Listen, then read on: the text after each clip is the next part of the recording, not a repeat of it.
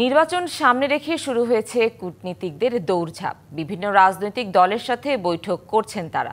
সক্রিয় ঢাকার মানবাধিকার বিষয়ক কার্যালয়, বিশেষ করে পশ্চিমা দেশগুলোর তৎপরতা বেড়েছে। কূটনীতিক বিশ্লেষকরা বলছেন এটা স্বাভাবিক, তবে দৃষ্টিকটু যাতে না হয় সে দায়িত্ব রাজনীতিবিদদের।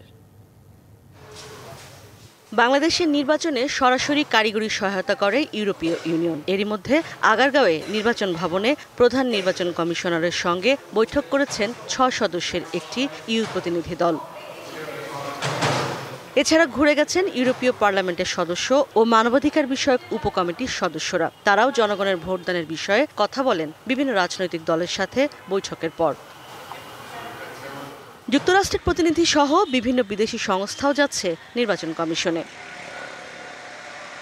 আন্তর্জাতিক সম্পর্ক বিশ্লেষকরা বলছেন, নির্বাচন সামনে রেখে কূটনীতিকদের এই তৎপরতা স্বাভাবিক। কূটনৈতিকদের স্বাভাবিক কূটনৈতিক কর্মকাণ্ডেরই অংশ।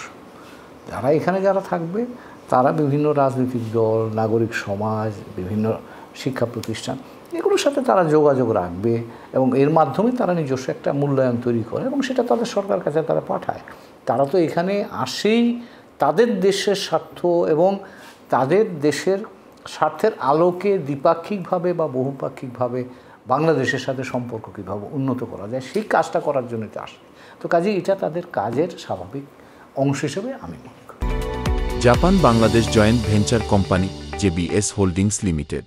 তবে এই তৎপরতা যেন দেশের রাজনৈতিক দলের উপর প্রভাব বিস্তার না করে সেদিকে লক্ষ্য রাখার কথা বলছেন অধ্যাপক ইমতিয়াজ আহমেদ। আমি মনে করি যে এই জিনিসটা যত কম হয় অতই ভালো, কারণ এর একটা নেগেটিভ ইম্প্যাক্ট পড়ে।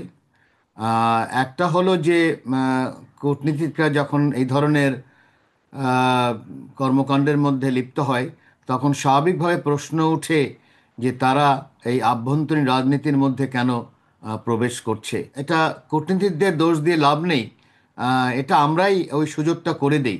অতীতে এই প্রবণতা দেশীয় রাজনীতির ক্ষতিই করেছে বলে মনে করেন তারা। ইশরাত জাহান উর্মি, ডিবিসি নিউজ, ঢাকা।